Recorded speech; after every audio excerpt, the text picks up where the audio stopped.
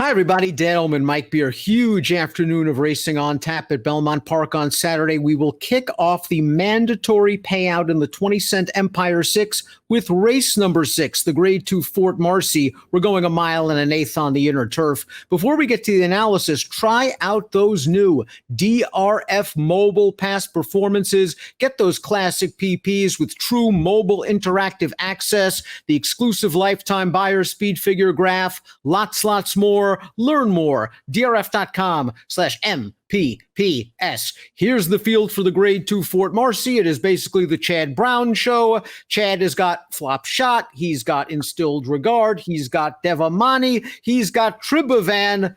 He's got this field pretty well covered.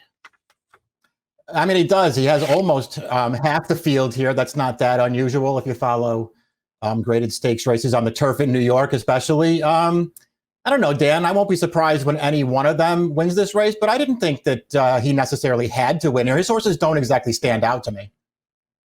And David Aragona's morning line tells the tale. 7-2 morning line, tepid favorite on the 5. Instilled Regard. I think a somewhat nebulous pace scenario in here, Mike. We take a look at the Timeform US pace projector. They've got the 3, Some Like It Hot Brown out there on the lead. After that, I don't really see a ton of speed anywhere. I guess Temple can be close to the pace. Timeform US has Synchrony up close. I think that would be good news for a horse that's been kind of pace compromised in his last few races. If Johnny V can get Synchrony up close, that's a big advantage for that horse because that horse has class. Yeah, I agree with that. I mean, it would certainly, benefit him to get the right kind of trip in this race. I feel like they have Instilled Regard in the right kind of spot too. He's a fairly tactical horse. He could get a good trip in this race, but you're right, Dan. The 3, Some Like It Hot Brown, I do think he's going straight to the front in here. After that, who knows what's going to happen.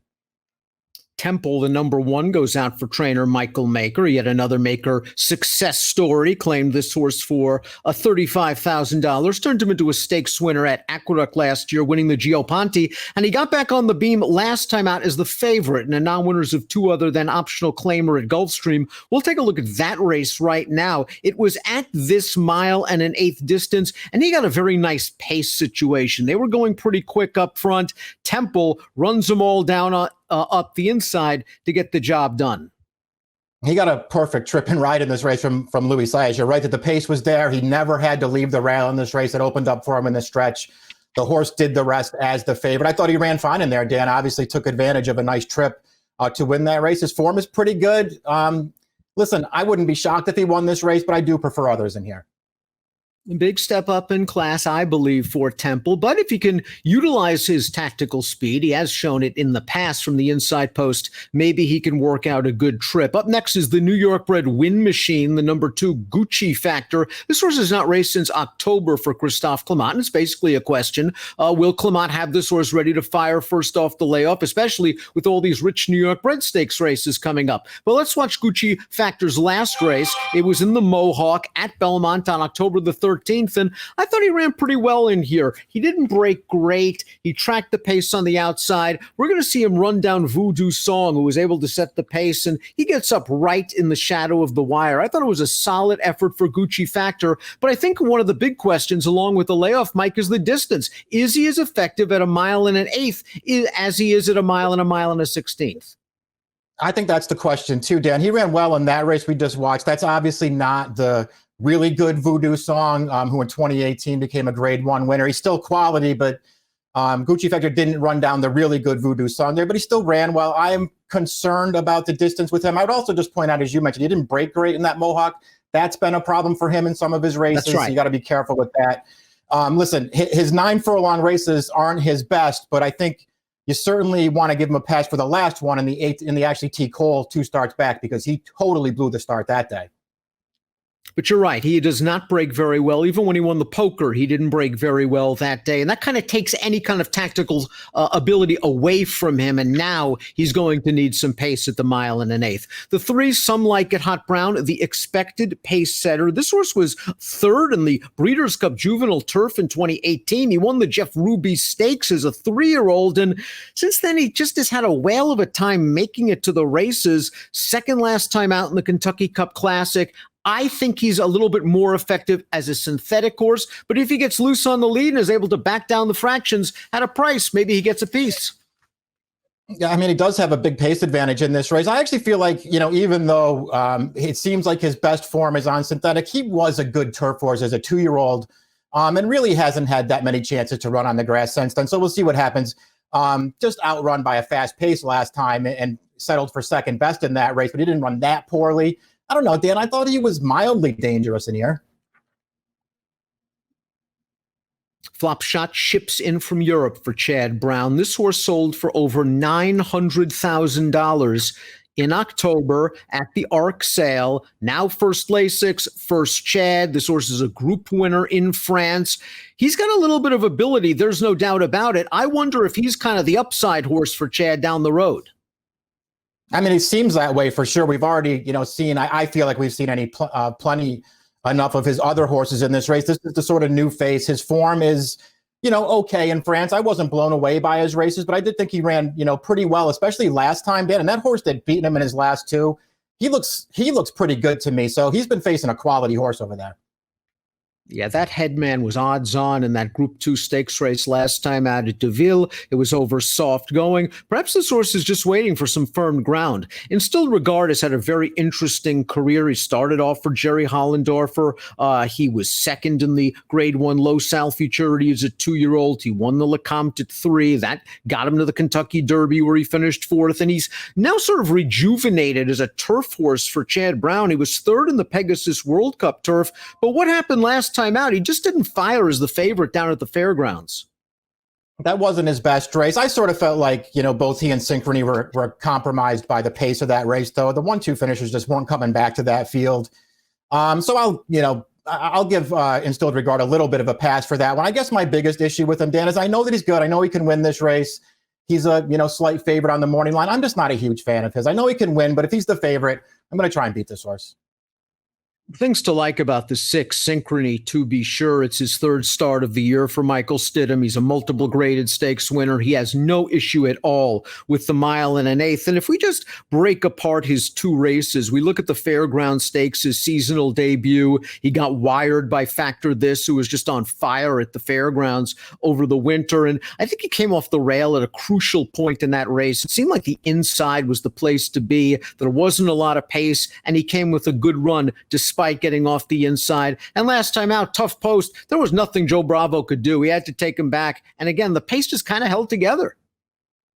Yeah, again, I just didn't think he had a fair chance last time. That was sort of a similar situation off the layoff back in February where, Factor This just got loose on the lead and never stopped running. I actually felt like Synchrony ran really well in that race to be second. I'm just, more than willing to give him a chance to rebound here because I do think his last race makes it look like he didn't run well, but I don't think that's necessarily the case.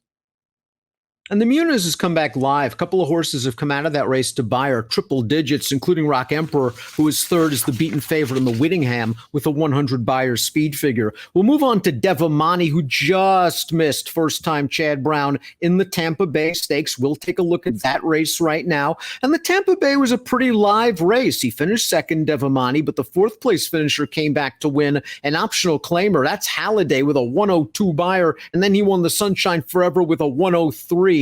Devamani finished ahead of this horse. He's coming up the inside in this race. He got to the outside. He's just going to miss. I mean, I actually thought he got up, Dan, but he just missed in there. He ran well. I don't really know what to say about him. His last 2 turf races are both really good. This is a horse I was a big fan of when he first got over here, more of an allowance kind of horse, but I really liked him. It just felt like he could never win. Now he's run well in each of his last 2 turf starts. I don't know. I'm kind of done with him. And now that he's in Chad Brown's barn, I probably can't really bet him in this race, but I remain a fan. Social Paranoia is one of the more consistent horses in this race. He's never finished worse than 4th in his career, and that was the one and only time he was actually out of the top 3.